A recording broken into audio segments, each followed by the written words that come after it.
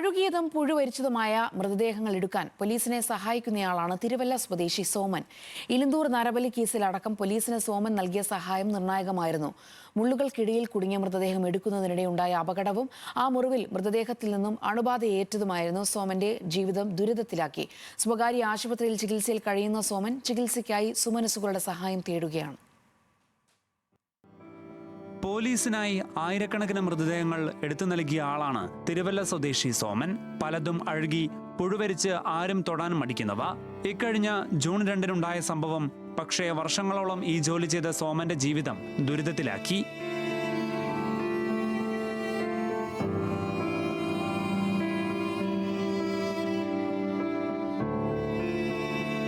പത്തനംതിട്ട ചന്ദനപ്പള്ളിയിൽ 22 ദിവസം പഴക്കമുള്ള പുഴുവരിച്ച മൃതദേഹം എടുക്കാനെത്തിയതായിരുന്നു സോമൻ. മുള്ളുകൾക്കിടയിൽ കുടുങ്ങിയ നിലയിലായിരുന്ന മൃതദേഹം എടുക്കുന്നതിനിടെ PP കിറ്റിനുള്ളിലൂടെ തുടഭാഗത്ത് മുറിവുണ്ടായി. തുടർന്ന് മുറിവിൽ അണുബാധയും ഉണ്ടായി.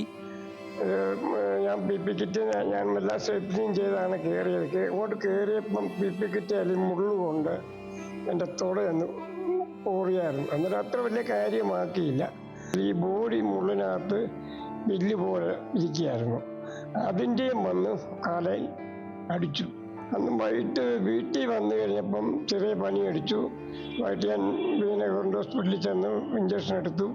കാര്യം പറഞ്ഞു, ഇന്നൊരു മുള്ളും ഉണ്ടായിരുന്നെന്ന് പറഞ്ഞു. ഉടൻ ചികിത്സ തേടിയെങ്കിലും മൃതദേഹത്തിൽ നിന്നുണ്ടായ അണുബാധയാണ് കാരണമെന്നറിയാൻ പിന്നെയും വൈകി. തുടർന്ന് കാലിൽ 4 ശസ്ത്രക്രിയകൾ. പോലീസുകാരെല്ലാം സഹായിച്ച 1.5 ലക്ഷം അടച്ച. പിന്നെ മുതലാളി വീട്ടിൽ നിൽക്കുന്ന മുതലാളി പുള്ളിക്കാരനും കൂടെ ഒക്കെ അടച്ചായിപ്പം ഞങ്ങളും കൂടെ ഒക്കെ അടച്ചായപ്പോൾ ഒരു 3-3.5 ലക്ഷത്തോളം അടച്ചേക്കുന്നത്. ഇനിയിപ്പോൾ ഒരു 2-3 ലക്ഷം രൂപയോളം ഇപ്പം ബില്ല് വന്നു കഴിഞ്ഞു.